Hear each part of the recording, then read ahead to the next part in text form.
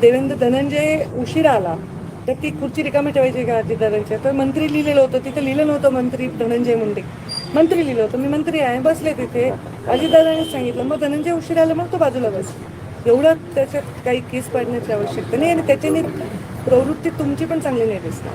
बरं ताई, दुसरं एक असं होतं की सकाळी अजितदादा म्हणाले की विकास काम तर मी करताना अजितदादांवर बारामतीत आहे, अजितदादांमुळे मुंबईच्या बैठका कुठेही आहे, तर मला कळत नाही मी तिथे बसले असं वाटतं तुम्हाला. कुणीही खंडणी जर मागितली तर त्याच्यावरती मोक्का लावणार असं म्हणतात अजित पवार. काहीच म्हणतात राजकारणात, तुम्ही काहीच म्हणणार ना मला, काहीच राजकारणात म्हणणं काय म्हणायला पाहिजे मला? काही जर कुणी खंडणी कौटुंबिक कलह होता खूप वर्षापूर्वी, आमच्यात काही कौटुंबिक कलह पूर्वीचा म्हणजे कौटुंबिक कलह नव्हता. आम्ही दोन वेगळ्या पक्षाचे वेगळ्या विचारांचे होतो. कौटुंबिक काय आमचे वैयक्तिक भांडणं वगैरे काही नव्हतं. मोडल्याचा आरोप या सगळ्या गोष्टीमुळे हा प्रश्न विचारतो. पूर्वी जे हो ना, मग त्याच्या सगळं आम्ही इथे आहोत तर ते विषय कौटुंबिक वैयक्तिक विषय नसतो.